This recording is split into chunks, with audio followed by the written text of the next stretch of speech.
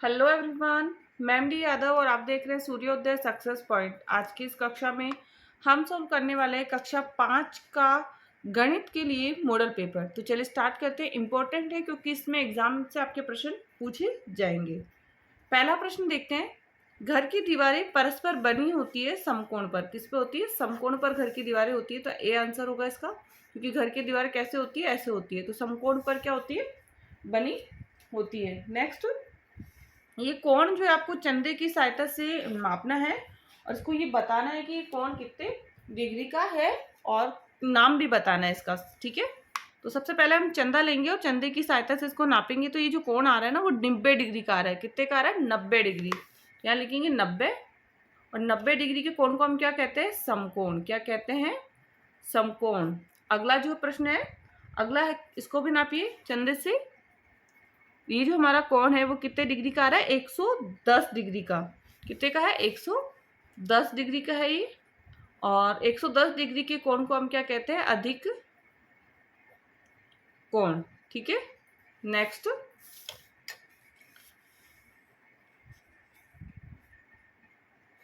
89,599 तथा 98,599 में बड़ी संख्या है, तो इन दोनों में से बड़ी संख्या कौन सी है?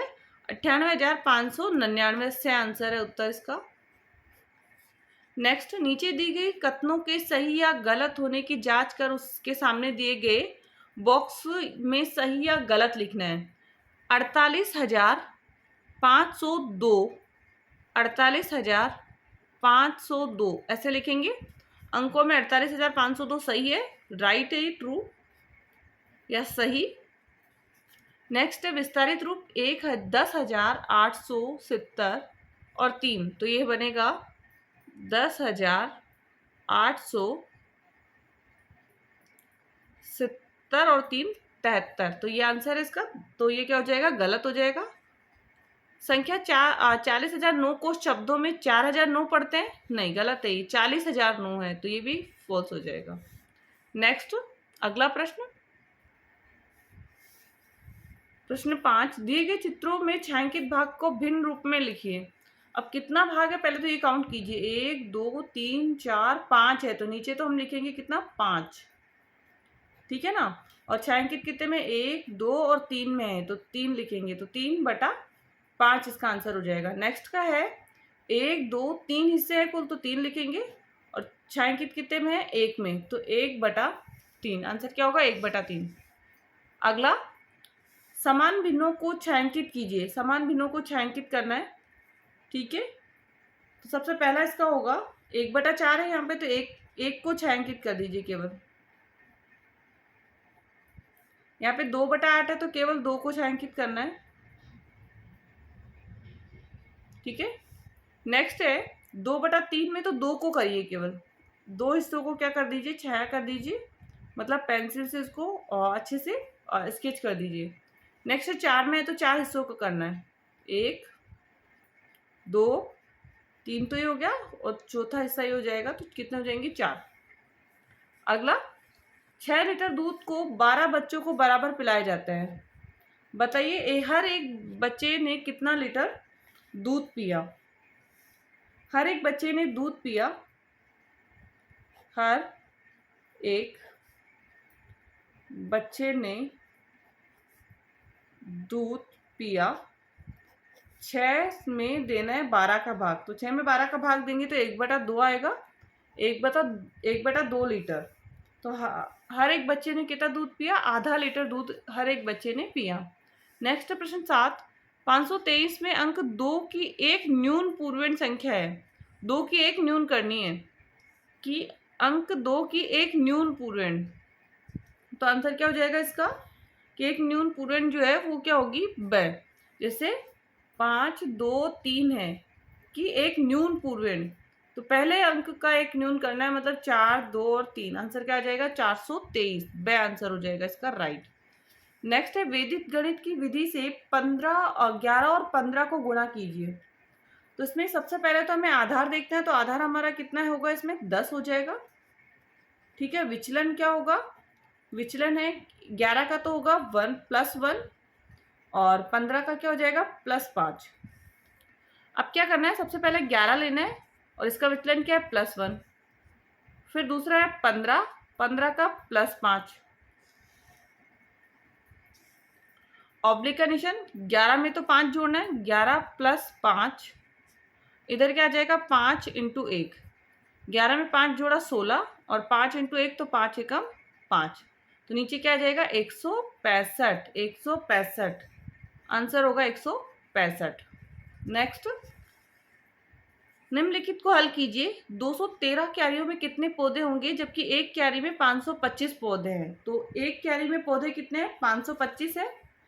तो 213 क्यारी में पौधे बताने हैं हमको। क्या करेंगे, इसके लिए गुणा करेंगे। तो 213 को गुणा करना है 525 से, तो आंसर क्या आ जाएगा इसका, 1,11,825। 1,11,825 का क्या हो जाएगा, उत्तर हो जाएगा। नेक्स्ट, 648 फूलों से कितनी मालाएं बनाई जा सकती है जबकि एक माला में 24 फूल पिरोते हैं। 648 फूलों में कितनी मालाएं बनाई जा सकती है, ठीक है ना। तो इसका क्या होगा, कुल मालाएं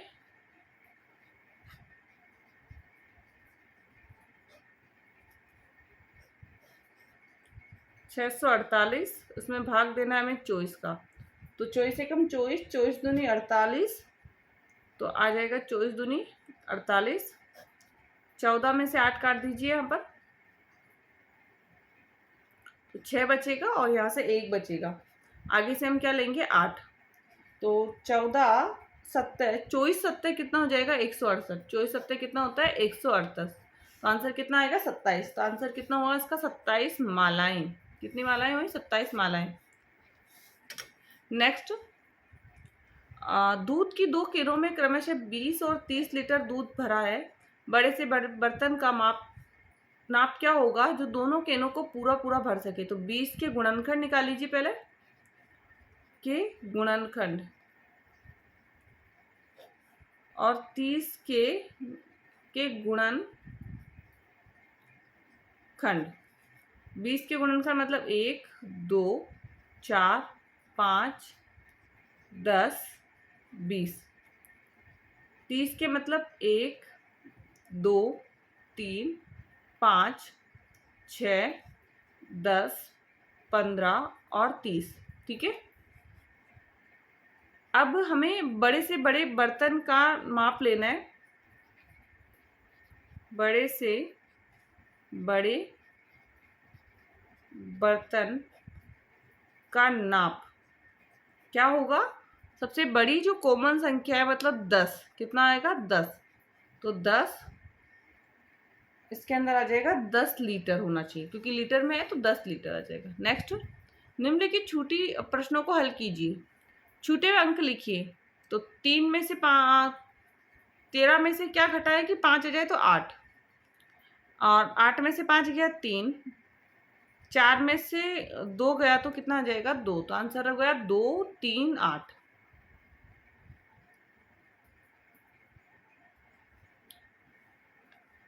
पाँच 5,113, 1,999 और 638 का योगफल ज्ञात कीजिए। तो प्लस कर लीजिए, 5,113, 1,999, 638, इसको क्या करना है, योग करना है। इसका योग जो होगा वो क्या आ जाएगा हमारा, इसका योग आएगा 7,750, 7,750। आंसर क्या होगा, 7,750 आंसर हो जाएगा इसका। नेक्स्ट, मोहन के पास 10,000 रुपये हैं। उसने 4,500 रुपये के गेहूं खरीदे तथा 1,600 रुपये के चावल खरीदे। बताओ उसके पास कितने रुपए शेष हैं। तो पहले तो इन दोनों को जोड़ लीजिए। तो गेहूं खरीदे उसने और चावल, दोनों को प्लस कर लीजिए। तो गेहूं के है 4,500 रुपये और चावल के कितने हैं 1,600 रुपये। प्लस करने पर 0, 0, 5 और 6 11 का 1 हासिल है, 4 और 1 5, 5 और 1 6, 6100 आ गया। माइनस कर लीजिए, शेष कितना बचा है, इसलिए 10,000 में से माइनस करेंगे। 6100 माइनस कर लीजिए, हमारा जो आंसर आया इसका वो कितना आएगा इसका आंसर है हमारा 0 में से 0 गया 0, 0, 10 में से 1 गया 9 और 9 में से 6 गया 3, 3,900, 3,900 रुपये। नेक्स्ट 645 सेकंड का समय होगा, 645 सेकंड का समय होगा। तो 645 के लिए इसमें 60 का भाग दे दीजिए। तो 6 एकम 6, फिर भाग में 10 और फिर हम देंगे तो 6 10 आ गया 10 मिनट और 45 सेकंड। आंसर कितना आ जाएगा? 10 मिनट और 45 सेकंड इसका आंसर होगा, बे आंसर। ठीक है। ठोस वस्तुओं को मापने की इकाई होती है। ठोस वस्तुओं किलो, किमी या मीटर, किलोमीटर या मीटर, घंटा या मिनट, लीटर या मिलीलीटर, किलोग्राम या ग्राम। तो ठोस जो वस्तुएं होती है उसको ग्राम और किलोग्राम में हम नापते हैं। तो दे आंसर आ जाएगा इसका। क्या आ जाएगा? दे। नेक्स्ट, रिक्त स्थानों की पूर्ति कीजिए। तो यहाँ पे है किलोमीटर को मीटर में कन्वर्ट करना है। तो 3 सही 1/2 है ना, तो इसको करेंगे तो 2 3 6 और 6 और 1 कितना आ जाएगा? 7। तो आंसर इसका आ जाएगा 3,500 metre, 3,500 metre. Next, kilometre, metre, centimetre इकाई का उपयोग किसको मापने में किया जाता है? तो इसका ध्यान रखना है, लंबाई या दूरी, दूरी मापने के लिए किया जाता है। 750 सेंटीमीटर का मीटर में कन्वर्ट कर दीजिए तो 7.5, 7.5 लिख सकते हैं हम यहाँ। 7 सही 1/2, दोनों ही आंसर इसका क्या होगा? राइट होगा। नीचे दिए गए भारों का को बाटों के प्रकार से मिलान कीजिए। 3 किलोग्राम 600 ग्राम, तो 3 किलोग्राम 600 ग्राम का है 3, 2, 1, 5 और 100, तो आ गया ब। 4 किलोग्राम 700 ग्राम, 4 किलोग्राम तो 2, 2, 500, 200 और 50, ये हो जाएगा बी का। और लास्ट बचा हमारा थर्ड का। नेक्स्ट, मोहित ने राजा प्रोविजन स्टोर जोधपुर से निम्नलिखित सामग्री खरीदी। चावल 5 किलोग्राम 38 रुपये प्रति किलोग्राम की दर से, शक्कर 3 किलोग्राम 41 रुपये प्रति किलोग्राम की दर से, सरसों तेल 3 लीटर 84 रुपये प्रति किलोग्राम की दर से खरीदी गई उपयुक्त सामग्री का बिल आगे दिए गए प्रारूप से बनाकर ज्ञात कीजिए। तो राजा प्रोविजनल स्टोर जोधपुर, ये दिया हुआ है, नाम लिख दीजिए, मोहित ने खरीदा था। बिल नंबर अगर है दिया हुआ तो लिख दीजिए, वरना कोई भी बिल नंबर 4, 5, 8 लिख दीजिए। दिनांक जो भी है तो डाल दीजिए, नहीं हो तो आपकी मर्जी से कोई भी दिनांक यहाँ पर डाल सकते हैं।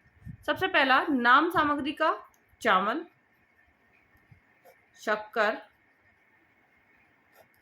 और सरसों का तेल, सरसों तेल पहला, दूसरा और तीसरा। ठीक है ना। मात्रा जो है 5 किलोग्राम चावल, 3 किलोग्राम शक्कर और 3 लीटर जो है सरसों का तेल। दर इसकी 48 थी, इसकी 38 थी, इसकी 41 थी और इसकी 84 थी। सब में आगे रुपए लगा दीजिए क्योंकि पैसों में है नहीं, रुपयों में ही है केवल। अब गुणा कर दीजिए। 38 को 5 से करेंगे 190, 3 को 41 से करेंगे 123 और 3 को 84 से करेंगे 152 रुपये। ठीक है ना। अब क्या करना है, इनको तीनों को प्लस कर दीजिए और प्लस करने पे जो हमारे पास आएगा वो 565 रुपये। कितना आएगा? 565 रुपये। ठीक है। नेक्स्ट, घटाइए। 20 घंटे 40 मिनट में से 10 घंटे 50 मिनट को घटाना है। तो 20 घंटे 40 मिनट, 10 घंटे 50 मिनट। ठीक है। माइनस कर लीजिए। 0 में से 0 गया 0, 10 में से 5 गया है, कितना बचेगा? 5। 40 मिनट है इधर, इसलिए इधर क्योंकि एक इसको हमने उधार दे रहे हैं इधर 6 और यहाँ पे 6 और 4 कितना हो जाएगा? 10। मतलब यहाँ पे हमारा हो जाएगा 100 मिनट। तो 100 में से 50 काटा, 50 आ गया। यहाँ 19 में से 10 घाट दीजिए, 9 घंटे। 9 घंटे और 50 मिनट। ठीक है ना। जब भी इधर से उधार लेंगे ना, ध्यान रखना घंटे और मिनट का हो तो 60 हो जाएगा। इधर ध्यान रहे कितना हो जाएगा 60। 60 और 40 कितना हो गया 100। 100 में से 50 गया तो कितना आ गया 50। ठीक है। नेक्स्ट, योगेश प्रतिदिन 5 घंटे 30 मिनट विद्यालय में तथा 3 घंटे 45 मिनट घर में अध्ययन करता है। योगेश के प्रतिदिन अध्ययन का कुल समय ज्ञात कीजिए। तो प्लस कर लीजिए घंटा और मिनट। ठीक है। तो 5 घंटे और 30 मिनट और 3 घंटे और 45 मिनट। 5 4 और 3 7, 5 और 3 8, तो 8 घंटे और 75 मिनट। अब इसको 75 मिनट है, इसको चेंज करके हम क्या लिख सकते हैं यहाँ पर, तो 1 घंटा बढ़ा दीजिए 9 घंटे और 15 मिनट। 15 मिनट। नेक्स्ट,